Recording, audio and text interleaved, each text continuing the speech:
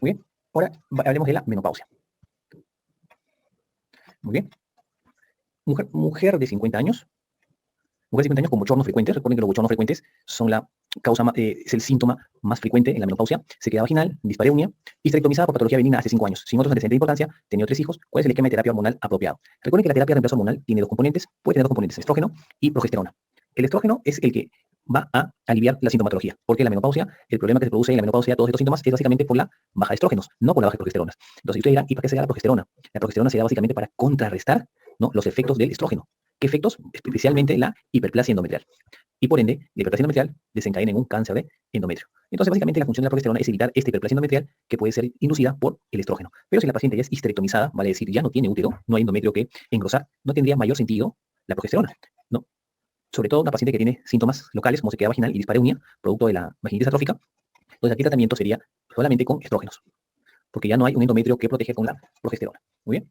Bien, entonces, hay que diferenciar los términos menopausia, climaterio. La menopausia sucede en un día, que es definido como el último día de su última menstruación, ¿sí? De su última menstruación. Para definir como menopausia, tiene que pasar un año sin menstruación y laboratorialmente tiene que haber FSH elevado, mayor de 40, y el estradiol menor de 10. ¿Sí? Estos son conceptos estrictos para poder diagnosticar como menopausia. Y en caso de mujeres que ya no presentan menstruación antes de los 40 años, hablamos de la menopausia precoz. Mira que el climaterio es el pase de una etapa, que es la etapa fértil, a la etapa no fértil, por lo tanto es todo un proceso diferente a la menopausia, ¿no? En la premenopausia, vale decir entre los 45 a 50 años, va a haber un síntoma bastante frecuente que aparece en estas edades que va a ser como una advertencia que se está acercando a la menopausia. ¿Cuál va a ser? Los sangrados menstruales irregulares. Una vez ya establecido la menopausia, el síntoma más frecuente, los bochornos, que son síntomas vasomotores, ¿sí? Muy bien. Entonces, ¿qué pacientes tienen que ser sometidas a estudio? ¿No? Pacientes que pasan un año sin menstruación se considera como menopausia. Pero si la paciente todavía menstrua irregularmente, pero presenta bochorno, sangrado menstrual irregular, esta paciente es candidata para estudios de laboratorio, ¿no? Medición del FSH y medición del estrógeno. Básicamente, esto dos es lo que se mide para valorar si la paciente ya está entrando a la menopausia. Entonces, los estrógenos van a disminuir. Este va a ser el cambio más importante que se va a producir en la menopausia, ¿sí? Los andrógenos, más importantes, tanto en la etapa premenopausia como en la menopausia, es la testosterona. No sufre mucho cambio, ¿sí? Pero siempre es la testosterona la más importante de los andrógenos. Tenemos dos tipos de andrógenos, testosterona y androstendiona. El más importante, tanto en la etapa pre como posmenopáusica, es la testosterona. Muy bien. Entonces, en la perimenopausia, el primer cambio que se va a producir laboratorialmente va a ser la elevación del FSH, pudiendo estar el estrógeno normal. Mientras que en la posmenopausia, los cambios más importantes, aparte de la elevación del FSH, va a ser la disminución de los estrógenos. Y justamente esta disminución de estrógenos es el que va a marcar el camino para la aparición de los síntomas, ¿no?, que se producen en la menopausia, como son los bochornos, el insomnio, la depresión, sudoración nocturna, ¿no? Todos estos síntomas frecuentes asociados a la baja de estrógenos. Muy bien, entonces, como ven, los cambios que se producen en la posmenopausia, aparte de ser cambios, síntomas vasomotores, también va a haber otro tipo de alteraciones, sobre todo a nivel óseo, ¿no? El paciente va a tener osteoporosis, mayor riesgo de osteoporosis. A nivel local, vaginitis atrófica va a ser lo más frecuente a nivel local. La dispareunia, la vaginitis atrófica, se incrementa más el riesgo cardiovascular. Se dice que la mujer premenopáusica está protegida de cierta manera de estos eventos por el estrógeno, y al disminuir los estrógenos, vuelve a aumentar su riesgo de evento cardiovascular, ¿no?, de aterosclerosis, desbalance de la dislipidemia. A nivel neuropsicológico, va a haber paciente va a ser más ansiosa, depresión, disminución de la libido, disminución de la memoria e insomnio, que se define como alteraciones del sueño. Y lo más frecuente, el síntoma más frecuente en la menopausia es justamente los trastornos vasomotores, los famosos bochornos. Es lo más frecuente en general, ¿no? Esto es a nivel local, o sea, a nivel de la vagina. A nivel general, el síntoma más frecuente es los bochornos, que son síntomas vasomotores. Entonces, acá viene la pregunta: ¿qué pacientes son las candidatas a tratamiento? Toda paciente que llega a la menopausia, toda mujer que llega a la menopausia, debe recibir tratamiento con terapia de reemplazo hormonal. ¿Verdadero o falso? Falso. No todas las pacientes menopáusicas van a recibir tratamiento. Las pacientes que van a recibir tratamiento son las pacientes mujeres menopáusicas con síntomas. Con cualquiera de los síntomas que se mencionó en la diapositiva anterior, estas pacientes entran a terapia hormonal. Terapia hormonal simple, cuando hay riesgo aumentado de hiperplasia endometrial, sangrados irregulares, mujeres sin útero, no, mujeres sin útero solamente se da estrógeno. Pacientes que tienen útero, no, pacientes con útero, mujeres con útero, deben recibir terapia de reemplazo hormonal, tanto estrógeno como progesterona, ¿sí? Y recuerden, pacientes que tienen síntomas, ellas son las que tienen que recibir el tratamiento de reemplazo hormonal. Muy bien, ahora, hay dos maneras de dar la terapia de reemplazo hormonal. La terapia de reemplazo hormonal puede ser dado de manera secuencial o de manera continua. Vas a tener síntomas que alteren la calidad de vida de la paciente. Si son síntomas leves y la paciente puede sobrellevarlos, se prefiere no, debido a que la terapia de reemplazo hormonal también tiene algunos efectos adversos, sobre todo a nivel cerebrovascular y cardiovascular, ¿no? Y pueden incrementar el riesgo de algunos tipos de cáncer, como el cáncer de mama. Entonces, la terapia de reemplazo hormonal secuencial eh, y continua. Secuencial es cuando se da el tratamiento por 21 días y se deja 7 días para que la paciente menstrue. Por lo tanto, esta terapia de reemplazo secuencial sería más indicado en pacientes que están en la perimenopausia. Vale decir, pacientes con menstruación, que aún presentan ciclos menstruales. Mientras que la terapia de reemplazo hormonal continua, que es aquella que se da todos los días del mes, sin descanso, serían pacientes ya, propiamente dicho, pacientes menopáusicas, que ya no ven periodo menstrual, pacientes sin menstruación. Que es importante saber, ¿no? Entonces, pacientes que aún presentan menstruación, que están en la perimenopausia, es mejor darle terapia de reemplazo hormonal secuencial, mientras que las pacientes ya establecidas en la menopausia, que no ven menstruación más de un año, es mejor la terapia de reemplazo hormonal continua. Algunas alternativas a la terapia de reemplazo hormonal, como la tibolona, que tiene una acción estrogénica. La importancia de esta tibolona es que tiene una actividad mínima en el endometrio, ¿no? Tiene una gran eficacia para los síntomas vasomotores, que suelen ser los más molestos en la mujer, y se recomienda en pacientes con sintomatología vasomotora moderada a severa con disminución de la libido, ¿no? La tibolona, entonces, como una opción importante para la paciente con menopausia. Muy bien, hay otras opciones también, ¿no? La vía transdérmica, la vía vaginal. La vía vaginal, sobre todo cuando los síntomas son locales, ¿no? Como la vaginitis atrófica, la dispareunia, ¿sí? Es mejor los estrógenos vaginales, ¿no? El estriol vaginal, la crema que se coloca una aplicación por noche por 7 días. Posterior a esos 7 días, o cuando los síntomas van cediendo, se pasa a una aplicación interdiario. También por 7 días, hasta llegar a la dosis mínima de una aplicación semanal. La idea es ir dejando de a pocos los estrógenos a medida que los síntomas van disminuyendo.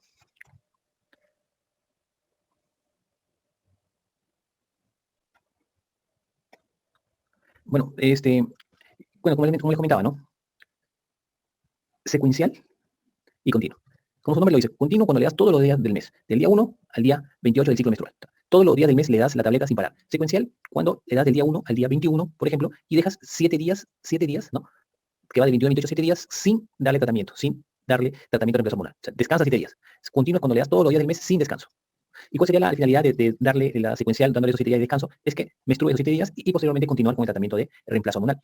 Todos estos son los efectos adversos de la terapia de reemplazo hormonal. Puede presentar sangrado uterino, sensibilidad en las mamas, náuseas, distensión abdominal, cefalea, mareo. Como pueden ver, son síntomas parecidos a los que aparecen en las pacientes con anticonceptivos hormonales. Bien parecido los efectos adversos. Obviamente, contraindica en pacientes con cáncer de mama y cáncer de endometrio, porque estos son neoplasias, ¿no? que son hormonodependientes, se estimulan con el estrógeno. Pacientes con sangrado uterino anormal, no diagnosticado, también no se indica la terapia de reemplazo hormonal porque el sangrado puede deberse a un cáncer de endometrio. Pacientes con insuficiencia venosa complicada, por el riesgo de trombosis venosa profunda, y llevar a un problema cardiovascular, ¿no? A una embolia pulmonar. Todo lo que son problemas hepáticos también contraindica la litiasis vesicular porque incrementa el riesgo de complicación por esa entidad, trombofilias y los eventos tromboembólicos. Muy bien, todos estos son contraindicaciones para el uso de terapia de reemplazo hormonal. Muy bien, a ver, ¿qué pregunta? Bien, la terapia con estriol, como efecto adverso, no es muy frecuente porque es un tratamiento local. Solamente es aplicación en la vagina y, como expliqué, se va disminuyendo la dosis hasta quedar a una dosis mínima de una aplicación por semana. Por lo tanto, el efecto no es tan frecuente. ¿Sí? El uso de estrógenos en pacientes histerectomizadas para que no sea un factor de riesgo para cáncer de mama, no, el esquema es el mismo, el riesgo es el mismo. El riesgo va a depender de la cantidad de tiempo que la paciente está consumiendo ese estrógeno o se está administrando el estrógeno, más que de la dosis. Obviamente, a mayor dosis, mayor riesgo. La dosis va a depender, a medida que los síntomas van disminuyendo, se va disminuyendo la dosis. O sea, va a depender de eso. No es que ella tiene más riesgo de cáncer de mama, le doy esta dosis. Ella tiene menos riesgo de cáncer de mama, le doy esta dosis. No, no es así. La dosis se va a ir modulando de acuerdo a lo que los síntomas van disminuyendo, voy bajando la dosis. ¿Sí? Si se logra contener los síntomas por un lapso de, póngase, 3-4 meses, se puede ir quitando la terapia de reemplazo hormonal, ¿no? Y simplemente pasar a observación. Muy bien, acá tenemos ahora el tema de los anticonceptivos orales combinados. ¿Cómo se valora la eficacia de los anticonceptivos orales combinados con el famoso índice de Pearl? Vale decir, ¿cuántos embarazos se consigue en 100 mujeres al año que utilizan un método anticonceptivo? Entonces, mientras menos sea el índice de Pearl, es más eficaz el anticonceptivo. Mientras menor sea este índice, la eficacia es mayor, porque quiere decir que hay menos embarazos en 100 mujeres al año utilizando ese método anticonceptivo. Entonces, los más efectivos están los métodos hormonales y los métodos quirúrgicos. Dentro de los métodos hormonales, los implantes, ¿no? Los métodos quirúrgicos, la vasectomía, el bloqueo tubaríco bilateral y los dispositivos intrauterinos están en una misma eficacia, ¿sí? Con la diferencia de que los métodos quirúrgicos son métodos irreversibles, ¿sí? La vasectomía, la ligadura de los conductos diferentes en el varón, después de la vasectomía se tiene que esperar 3 meses recién para que se pueda decir que el hombre ya no puede embarazar a la mujer. 3 meses o 20 eyaculaciones. ¿Sí? La esterilización femenina sí es inmediata, consiste en el bloqueo tubaríco bilateral, idealmente por vía laparoscópica. Los implantes, sabemos que los implantes son métodos eficaces que básicamente contienen progestágeno, ¿no? Los implantes pueden recambiarse a los 3 años o a los 5 años. El levonorgestrel se recambia a los 5 años, mientras que el etonorgestrel se recambia a los 3 años, ¿no? Muy bien. Los métodos inyectables contienen progesterona. Tenemos los inyectables de 3 meses, como la medroxiprogesterona, y las progesteronas mensuales. ¿En quiénes están indicados estos inyectables? Básicamente en pacientes que han de lactar, porque a las pacientes que han de lactar no se le puede dar estrógeno, solamente progesterona. Entonces, la lactancia materna el método anticonceptivo ideal son las ampollas de progesterona, trimestrales o mensuales. Los métodos menos efectivos son los métodos de barrera, como el condón masculino, que es el más usado, y el condón femenino. El condón masculino o los métodos de barrera tienen la particularidad que son los únicos métodos que previenen las infecciones de transmisión sexual, por lo tanto es más indicado en mujeres con múltiples parejas sexuales, ¿no? O que no tienen una pareja sexual estable. Y los menos eficaces, el coito interrumpido, como mencionó ahí alguien, el método de ritmo, también poco eficaz, ¿no? El método de valorando la temperatura corporal. Recuerden que la temperatura corporal se eleva en la etapa secretora, ¿no? Por la producción de progesterona. Entonces, todos estos métodos son los de menor eficacia, por lo tanto, de mayor índice de perro. O sea, mayor probabilidad que las pacientes salgan embarazadas. Estos métodos menos efectivos tienen esta probabilidad: 30 embarazos por 100 mujeres al año. Como se dan cuenta, son, a comparación de los métodos más efectivos, que son aquellos en los que se produce menos de un embarazo por 100 mujeres al año, hay una gran diferencia, ¿no? 30 y menos de 1. Entonces, los más efectivos, los dos que tenemos acá arriba, y los menos efectivos, los dos últimos, ¿no? El 3 y el 4, los menos efectivos. Bien, el bloqueo tubálico bilateral. Se dice que el bloqueo tubálico bilateral te disminuye inclusive la probabilidad de cáncer de ovario, porque limita la irrigación sanguínea a los ovarios, y de alguna manera te disminuye, o es un factor protector para el cáncer de ovario. Algún efecto adverso se ha descrito dolores pélvicos crónicos, no es frecuente, pero sí se ha descrito los dolores pélvicos crónicos, y en alguna literatura te menciona que se podría adelantar la menopausia, pero no está establecido y no es lo frecuente, pero serían esos tres, ¿no? Factor protector para el cáncer de ovario, probabilidad de un dolor pélvico, y lo que es adelanto de la menopausia, ¿sí? Muy bien. Entonces, los métodos anticonceptivos naturales son los menos eficaces. Se llaman métodos naturales porque se tratan de evitar el embarazo, pero sin alterar las condiciones naturales que lo posibilitan. ¿Okay? Entonces, estos métodos no se requieren algún tipo de material, como por ejemplo pastillas, preservativos. El método de ritmo es considerado entre los métodos naturales, que tiene una buena eficacia en mujeres con ciclos menstruales regulares, ¿no? Conociendo que los días de mayor ovulación son los días 12 y 16, vale decir 14 más menos 2, considerando que el día 14 es el día de la ovulación. ¿No? Método de ritmo en mujeres con ciclos regulares. La temperatura basal detecta la ovulación a través de la variación de la temperatura en el curso del ciclo, teniendo en cuenta que el día de la ovulación comienza a haber una elevación de la temperatura, y el tercer día o la tercera noche de iniciado la elevación de la temperatura se considerarían los días de menor riesgo para embarazo. El método del moco cervical o Billings interpreta los cambios cíclicos del moco para determinar la ovulación. El moco cervical es más filante por el estímulo estrogénico, y es más espeso y escaso por el estímulo de la progesterona. De estos dos, el que favorece la migración del espermatozoide es el moco filante, ¿sí? O sea, que se deje estirar. La filancia, por el estímulo estrogénico, favorece la migración del espermatozoide, mientras que el moco escaso, espeso, por el estímulo de la progesterona, no favorece la migración del espermatozoide o la movilización del espermatozoide. Entonces, este es el famoso método de la evaluación del moco cervical, también conocido como el método de Billings. Y el coito interrumpido retira el pene de la vagina antes de que se produzca la eyaculación, pero recuerden que en el líquido seminal previo a la eyaculación también cuenta con espermatozoides, por lo tanto también hay el riesgo de embarazar a la paciente. Muy bien. ¿Qué características importantes tenemos de cada uno de estos métodos?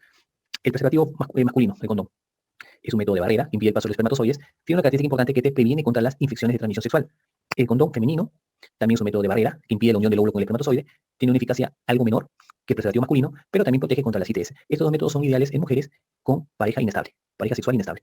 El diafragma, no utilizado con mucha frecuencia, es un aro de metal muy flexible que se cubre de látex, que impide el paso de los espermatozoides hacia el cuello del útero. El problema de este método, aparte de su baja eficacia, es las molestias que tiene la paciente, como dolor, ¿no? Inclusive aumento de riesgo de infecciones uterinas. Son métodos ya no utilizados. Tanto el diafragma como el capuchón cervical no suelen utilizarse por las múltiples molestias y lo difícil de la colocación previo al acto sexual. Es mucho más práctico y mucho más fácil colocarse el preservativo masculino. Bien, en caso de vasectomía, no hay en sí una indicación o contraindicación establecida. Lo que sí se ha visto en algunos estudios es que podría incrementar el riesgo de un problema de próstata, ¿no? Pero no está establecido como tal y se sigue indicando como un método anticonceptivo irreversible, ¿sí?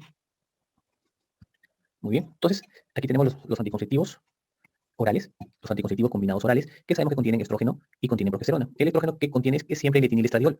¿Cuál de estos dos le da la eficacia al método anticonceptivo? Es la progesterona el que le da la eficacia, ¿sí? Y el mecanismo por el cual evita el embarazo es inhibe la ovulación. Inhibe la ovulación. A ver, un segundo, chicos, un segundito.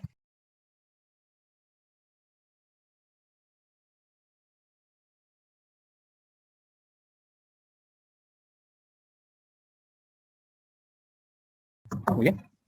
Recuerden que los anticonceptivos orales combinados disminuyen el riesgo de cáncer de ovario y cáncer de endometrio, mientras que aumentan el riesgo de cáncer de cervix y de cáncer de mama. Muy bien. La inyección mensual y trimestral que contiene progesterona en pacientes con lactancia materna. El implante subdérmico que puede tener etonorgestrel o levonorgestrel. El etonorgestrel recambio cada 3 años, el levonorgestrel recambio cada 5 años. El etonorgestrel que era el implanon, ¿sí? El implanon, y el levonorgestrel que es el Norplan, ¿no? Ahora Jadele. Tenían como síntoma más frecuente estos implantes subdérmicos el famoso sangrado intermenstrual. manchitas, sangrados, spotting que le conocían, por los cuales, por este síntoma, la mayoría de pacientes dejaban este método anticonceptivo de los implantes subdérmicos, ¿no? Cuyo mecanismo de acción es que también inhiben la ovulación, pero a su vez producen espesamiento del moco cervical. Y con esto del espesamiento no favorece o impide la migración del espermatozoide, ¿sí? El DIU liberador con levonorgestrel. El DIU produce una reacción inflamatoria aséptica a nivel del endometrio, imposibilitando la implantación, ¿no? Reacción inflamatoria aséptica a nivel endometrial. Y cuando se acompaña de levonorgestrel también tiene otro mecanismo que disminuye la motilidad tubárica. Recuerden que la progesterona siempre disminuye la motilidad tubárica y produce aumento del espesamiento del moco cervical.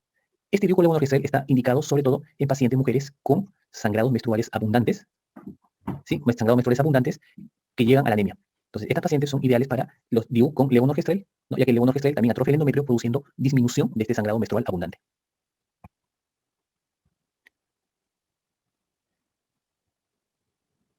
A ver, claro, recuerda que de los NIC, los que tienen más posibilidad de ir a cáncer son los NIC2 y los NIC3. El NIC1 sería más que todo un efecto citopático por infección por VIH. Los que tienen mayor riesgo son las lesiones de alto grado que incorporan el NIC2 y NIC3. Idealmente serían pacientes que no serían candidatas para el uso de ACUS, porque los anticonceptivos orales combinados potencian la acción oncogénica del VIH. Por lo tanto, pacientes que tienen infección por VIH de alto riesgo oncogénico no serían candidatas para ser usuarias de anticonceptivos orales combinados. Muy bien. Aquí entonces las indicaciones. Estas pacientes que serían candidatas para el uso de estos anticonceptivos serían pacientes con hemorragia uterina disfuncional, o sea, hemorragia uterina abundante, pacientes menores de 40 años, con miomas uterinos sangrantes y dismenorrea, porque todo esto de acá, tanto el dolor, la dismenorrea, el sangrado, disminuye con el uso de estos anticonceptivos orales combinados. ¿Sí? El cáncer, pacientes con cáncer de endometrio, obviamente si ya se ha establecido el diagnóstico de cáncer de endometrio, no debería recibir tratamiento hormonal combinado. Lo que sí se ha visto que los anticonceptivos orales combinados disminuyen el riesgo de cáncer de endometrio. Muy bien. La tensión premenstrual, el síndrome de tensión premenstrual, y la endometriosis también se pueden tratar con estos anticonceptivos orales combinados.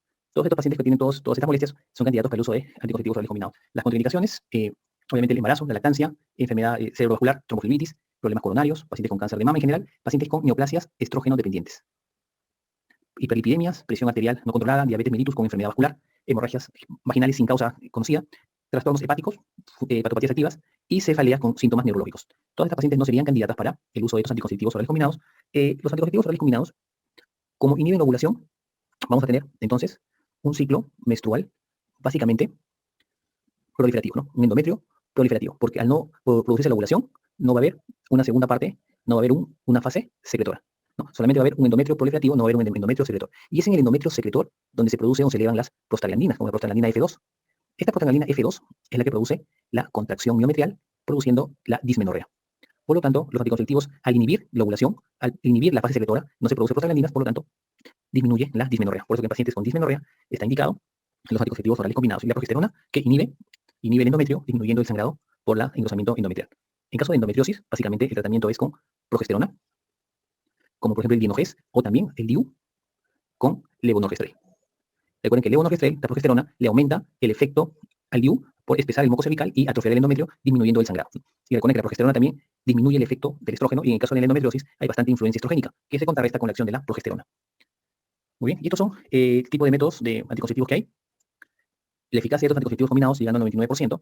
El mecanismo más importante, cómo inhibe o bloquea el embarazo, es porque inhibe la ovulación. Al mantener valores constantes de estrógeno y progesterona, no produce el pico preovulatorio de la LH, inhibiendo la ovulación. Muy bien, genera cambios endometriales, aumenta la densidad del moco, impidiendo el paso de los espermatozoides, ¿no? El modo de uso, idealmente, el primer día de sangrado menstrual, se debe tomar todos los días, ¿no? Y a la misma hora. Efectos secundarios que se producen, sobre todo en los primeros días, son síntomas inespecíficos, ¿no? Como la cefalea, mareos, náusea, mastalgia, básicamente por el componente de progestágeno, ¿no? Y el seguimiento al mes de inicio de uso. ¿En quiénes se debe evitar los anticonceptivos orales? Son pacientes fumadoras mayores de 35 años, pacientes con antecedente de colestasis o uso de anticonvulsivantes o algunos antibióticos de manera crónica. Entonces, idealmente, estas pacientes no son usuarias de tratamiento anticonceptivo oral combinado. La medroxiprogesterona, que se da en pacientes con lactancia materna, también tiene una efectividad del 99%, igual inhibe la ovulación, genera cambios endometriales, produciendo sobre todo atrofia endometrial. Las pacientes pueden no presentar periodo menstrual por largo tiempo, ¿no? Las pacientes usuarias de esta progesterona. El modo de uso, primera dosis intramuscular en cualquiera de los primeros 5 días del ciclo, idealmente el primer día, y tiene prácticamente los mismos efectos que se producen con los otros anticonceptivos orales combinados, pero a este se asocia la menorrea por ser una progesterona que atrofia el endometrio, pudiendo la paciente no ver periodos menstruales por algunos meses. Muy bien, a ver qué preguntas hay por acá. Así es. Migraña, aura. Esto está prácticamente en todas las evidencias. Pacientes que presentan estos dolores de cefalea, que previamente al dolor viene esa aura, síntomas de migraña severa, no son tributarias para el tratamiento anticonceptivo hormonal. Lo que se dice es que cuando una mujer toma por más de 5 años, tanto los anticonceptivos orales combinados como la terapia de reemplazo hormonal por más de 5 años, aunque en algunas literaturas mencionan 10 años, te incrementa el riesgo de cáncer. Cáncer de mama, cáncer de, sobre todo el cáncer de mama más que cáncer de cuello uterino, porque el cáncer de cuello uterino, pacientes que tienen infección por PVH, porque te puede potenciar el efecto oncogénico del PVH, que son oncoproteínas C6 y 7, que son las que al final producen el cáncer. Esas oncoproteínas pueden ser potenciadas por los ACOs, ¿sí? Pero no es que la paciente toma un año, 2 años, su riesgo se va a incrementar. Básicamente se ve este efecto en pacientes cuando toman estos tratamientos hormonales por más de 5 años. Así es. Idealmente debe ser en tiempo corto, pero pacientes más de 35 años, fumadoras, si no está indicado. Recuerda que los inyectables tienen básicamente progesterona, ¿no? En general, una paciente con una lesión precancerosa del cuello uterino no sería tributaria idealmente por un tratamiento hormonal, porque puede potenciar la acción oncogénica, ¿sí? No es una contraindicación absoluta, ¿sí? No es que te diga, anticonceptivo oral prohibido en paciente con NIC, no vas a encontrar eso. Pero idealmente no es una paciente tributaria para esto. Aquí ya viene el criterio médico, ¿no? Al conocer tú este mecanismo de cómo el anticonceptivo puede potenciar a este PDH, ideal es no darle a estas pacientes, ¿no? O pacientes con antecedentes, por ejemplo, de lesiones de mama, ¿no? Por ejemplo, carcinomas ductales in situ, pacientes con antecedentes de cáncer de mama importantes, ¿no? Sobre todo de primer grado, no serían tributarias para poder recomendarles el tratamiento hormonal. Sí, los anticonceptivos orales combinados se ha visto que disminuyen el riesgo de cáncer de colon, así como que disminuyen el cáncer de ovario y disminuyen el cáncer de endometrio. Bien, estos son los implantes, estos los da el seguro SIS de manera gratuita. Tiene etonorgestrel y el levonorgestrel. Recuerden que el etonorgestrel el recambio es a los 3 años y el levonorgestrel el recambio es a los 5 años. Lo importante de este método es que es un método de larga duración, por lo tanto la paciente ya no tiene que estar acordándose diario de que tiene que tomar su pastillita todos los días a la misma hora. Pero también tiene algunas contraindicaciones. Básicamente en pacientes posparto son ideales para poder dar este tratamiento, pacientes posaborto. Estos implantes de acá son unas varillas que se colocan en el antebrazo, en la parte anterior. Pueden tener algunos efectos secundarios, pero básicamente locales, como dolor a ese nivel, pequeño hematoma, infección, dermatitis, que realmente son síntomas bastante frecuentes. Lo más frecuente que se ve en estos métodos es este de acá. Más que la irregularidad menstrual, el famoso sangrado vaginal, sangrado intermenstrual. Esto se ve con frecuencia debido a que es progesterona, atrofia el endometrio y puede aparecer estos sangraditos, estas manchas, que son incómodas en la mujer, por lo cual es una de las causas más frecuentes por la cual la paciente abandona este método. Que a pesar de ser un método efectivo, lo abandona por esta incomodidad que presenta por la utilización. Estos métodos de emergencia en pacientes que se han olvidado de la toma de su anticonceptivo, los famosos métodos de emergencia, tenemos el método YUSPE, que es levonorgestrel de 150 microgramos más etinilestradiol de 30 microgramos, 2 tabletas bioral cada 12 horas por 2 dosis. ¿Sí? Muy bien. Obviamente la efectividad es mayor cuando se da dentro de las primeras 24 horas. Muy bien. La otra es el levonorgestrel de 750 miligramos o también de 1.5 miligramos. Vienen pastillas de 1.5 también, que es la dosis doble de este de acá. ¿Sí? Siempre la mayor efectividad llega a un 95% cuando se toma dentro de las 24 horas. ¿Sí? Pero la indicación es que puedes tomarla dentro de los 4 días. Pero obviamente a medida que pasan los días, la efectividad va disminuyendo. Dentro de las 24 horas del acto sexual, la efectividad del 95% de estos métodos de rescate o métodos de emergencia. Tienen una efectividad del 90%. Las indicaciones son básicamente las indicaciones básicamente son violación, ruptura de preservativo, olvido de toma del tratamiento hormonal para relaciones protegidas, ¿no? Todas estas son las indicaciones de estos métodos de emergencia y el mecanismo de acción es que inhibe o retrasa la ovulación. Y si es que ya se produjo la ovulación, tiene otro también efecto importante que son cambios en el microambiente uterino, como por ejemplo espesamiento del moco cervical o atrofia endometrial que va a dificultar la implantación o la migración del espermatozoide dentro del útero. Por lo tanto, tiene buen mecanismo de acción estos métodos de emergencia, pero sobre todo si son utilizados dentro de las primeras 24 horas del acto sexual. Los DIU son estos materiales, como ven acá, de cobre, en forma de T, que se insertan dentro del útero, tiene una efectividad mayor del 98% durante los 10 años. Pasado este tiempo se tiene que hacer el recambio. El componente de cobre también tiene una función espermicida. Cuando se añade al levonorgestrel, favorece la disminución, la motilidad tuárica, la motilidad intrauterina, por lo tanto dificulta el encuentro del espermatozoide con el óvulo. Indicación, mujeres en edad fértil, nulíparas o multíparas, también se puede utilizar como método postcoital. También está indicado, al igual que el método YUSPE, como el levonorgestrel de 1.5, también el DIU, colocado dentro de los 5 días. 5 días postcoito. También está como dentro de los métodos de emergencia, sobre todo el DIU que contiene levonorgestrel. Muy bien, efectos secundarios, obviamente tienes el dolor pélvico y te puede favorecer también las EPIs. Por el hilo que queda en la vagina puede migrar ascendentemente las bacterias y producir las EPIs. Muy bien, a ver las preguntas.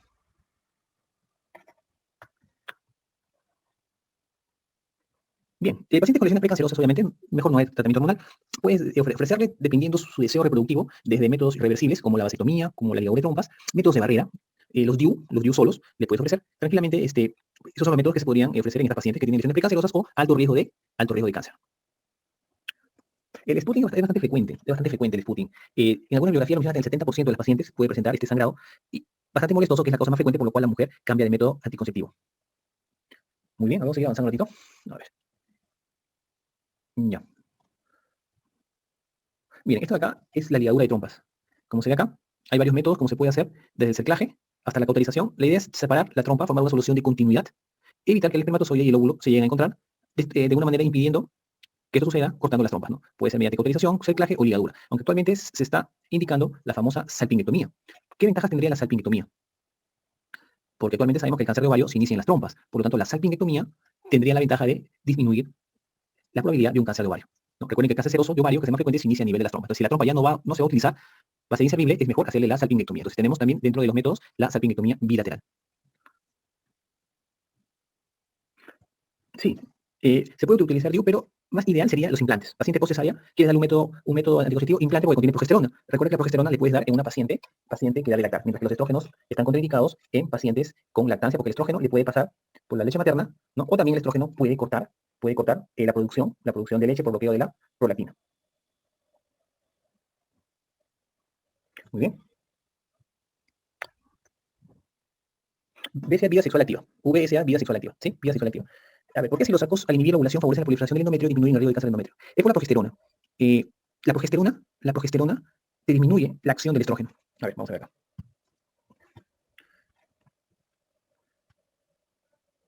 A ver, acá. Mira acá. Eh, estrógeno, progesterona. El estrógeno favorece la hiperplasia endometrial, mientras que la progesterona contrarresta la hiperplasia endometrial. Por ende, la progesterona contrarresta la acción del estrógeno. ¿Sí? Ahora, en los diferentes estudios se ha visto que cuando la paciente consume anticonceptivos orales combinados por más de 5 años, incrementa el factor protector, pero contra el cáncer de endometrio. ¿Y a quién se debe este factor protector? A la progesterona, por este efecto de disminuir la hiperplasia endometrial porque más produce atrofia endometrial. ¿Sí? Pero si tú le das anticonceptivo de solo estrógeno, más bien favoreces el cáncer de endometrio. La vasectomía, que es la ligadura de los conductos diferentes, tiene una efectividad del 99%, bastante alta, pero vean que ningún método anticonceptivo llega al 100% de efectividad. ¿Sí? Tener en cuenta eso.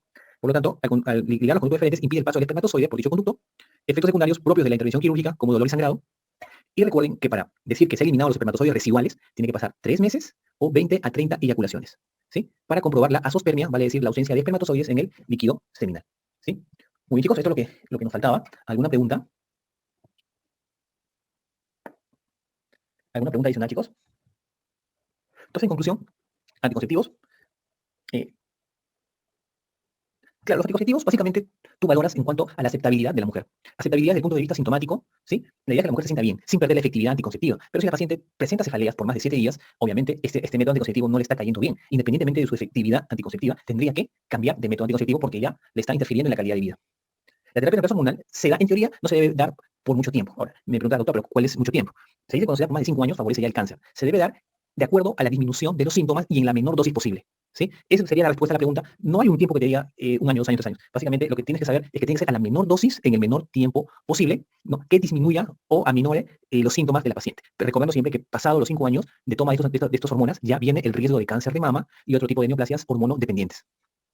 Bien, paciente con acné hormonal, probablemente por efecto de la testosterona dentro del contexto de un síndrome de ovario poliquístico. ¿Sí? Estas pacientes tienen que darle entonces una progesterona con una acción antiandrogénica. Y aquí idealmente es el citrato de ciproterona. Sí, menores de 35 años es mejor el tratamiento anticonceptivo oral combinado y pacientes que tienen pareja estable, o sea, una pareja con la que tiene relaciones sexuales estable, ¿sí? Y solo es una sola pareja. Por lo tanto, disminuye el riesgo de una ITS. Ya, pacientes de más de 40 años ya no son tan indicadas para una terapia anticonceptiva hormonal por el incremento del riesgo de un efecto cerebrovascular o cardiovascular. Toda paciente con sangrado irregular debe ser estudiada básicamente porque tienes que saber por qué está sangrando, ¿sí? O sea, cuando tú, ponte, tienes 30 años, estás sangrando ahorita por una semana y sabes que no es tu menstruación, tienes que ser estudiada, sí, pero diferente sería el caso de que una mujer de 60 años tenga un sangrado menstrual. En tu caso, lo más frecuente es que sea un problema hormonal, una hemorragia disfuncional, pero en una paciente de 60 años, lo más frecuente es que el problema sea un cáncer de endometrio, aunque recuerda que la causa más frecuente de sangrado menopáusico es la atrofia endometrial, ¿sí? Entonces, definitivamente, tienes que ser estudiada para dar con la causa del sangrado.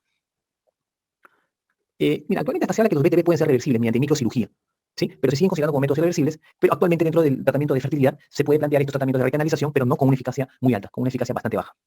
Bueno, espero haber disipado sus dudas. Un gusto haber editado estas